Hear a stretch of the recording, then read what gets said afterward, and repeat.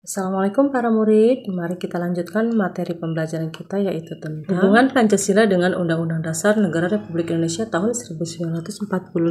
Tujuan pembelajaran yang ingin dicapai yaitu memahami Pancasila dan Undang-Undang Dasar NRI tahun 1945 dan memahami hubungan Pancasila dengan Undang-Undang Dasar NRI tahun 1945. Seperti yang sudah dijelaskan pada pertemuan sebelumnya, Pancasila merupakan dasar negara, pandangan hidup dan ideologi negara, sedangkan Undang-Undang Dasar NRI tahun 1945 merupakan hukum dasar atau konstitusi negara Indonesia atau norma dan aturan bernegara serta tata urutan peraturan perundang-undangan tertinggi di Indonesia.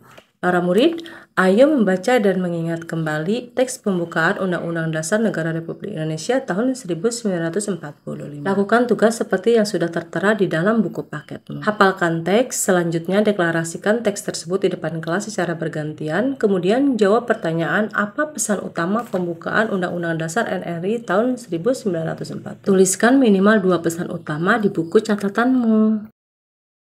Kesimpulan materi, di dalam pembukaan Undang-Undang Dasar terdapat Pancasila sebagai dasar negara serta cita-cita tujuan didirikannya Negara Kesatuan Republik Indonesia. Selanjutnya, Pancasila disebut juga sebagai sumber dari segala sumber hukum negara yang melandasi batang tubuh Undang-Undang Dasar Negara Republik Indonesia tahun 1945.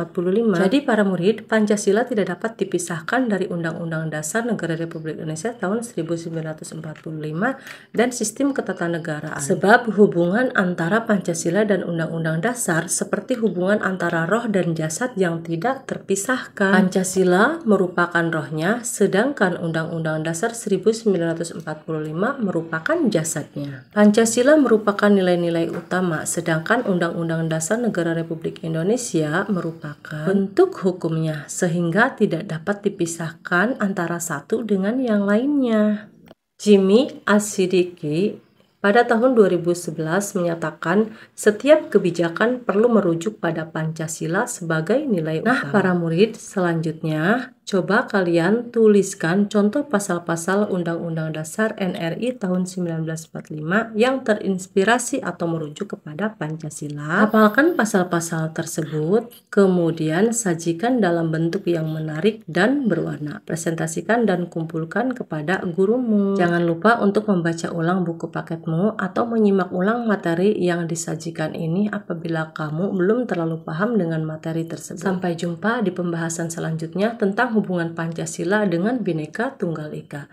Assalamualaikum warahmatullahi wabarakatuh.